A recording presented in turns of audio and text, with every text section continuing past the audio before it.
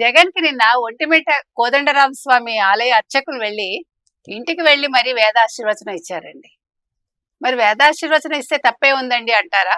ఇక్కడ ఆశీర్వచనం ఇచ్చినందుకు తప్పు కాదు. అసలు వీళ్ళు ఏ ఇదిలో ఆయన ఇంటికి వెళ్లి వేదాశీర్వచనం ఇచ్చారు? తర్వాత ఆయన క్రిస్టియనా, హిందువా?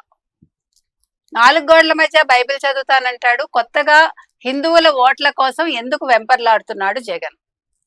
దీని మీద టీటీడీ స్పందించింది. ఆ అర్చకులకి నోటీసులు ఇవ్వడం జరిగింది. వాళ్ళు యూనియన్ చెప్తే మేము వచ్చాము అని అంటున్నారు. ఇక్కడ యూనియన్ చెప్తే వచ్చారా, మరొకరు చెప్తే వచ్చారా కాదు. మీరు వేదం చదువుకున్న పండితులు, మీరు ఒక క్రిస్టియన్ ఇంటికి వెళ్ళి వేదాశీర్వచనం ఇవ్వడం ఏంటి? నెంబర్ 1. నెంబర్ 2, ఇప్పుడు మనం జగన్ ఒకటే అడుగుతున్నాం.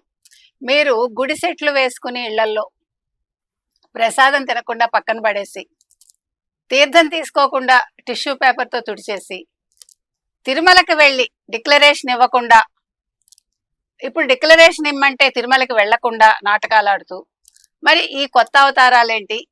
మీకు అసలు శ్రీరామనవమి గురించి వివరాలు తెలుసా? నిన్న ఆశీర్వచనం వాళ్ళు ఇచ్చారు, ఏమని ఇచ్చారు చెప్పగలరా మీరు? ఇవాళ ప్రజలు అడుగుతున్నారు. నేను హిందువులను ఒకటే అడుగుతున్నానండి, ఇలాంటి కుహన మతవాదులని మీరు మన్నిస్తారా? ఇలాంటి వాళ్ళకి ఓట్లేస్తారా? ఇవాళ జగన్మోహన్ రెడ్డిని ప్రశ్నిస్తున్నది ఒక్కటే, మీకు దమ్ముంటే మీరు భారతీరెడ్డిని తీసుకుని తిరుమలకి వెళ్ళి, మాకు హిందూ మతం మీద నమ్మకం ఉంది, గౌరవం ఉంది, వెంకటేశ్వర స్వామి మాకు నమ్మకమైన దేవుడు అని డిక్లరేషన్ మీద సంతకం పెట్టి మీరు కొండకి వెళ్ళి రండి, అప్పుడు వేదాశీర్వచనం తీసుకోండి, ఎవరికి అబ్జెక్షన్ ఉండదని ఖచ్చితంగా చెప్తున్నాను.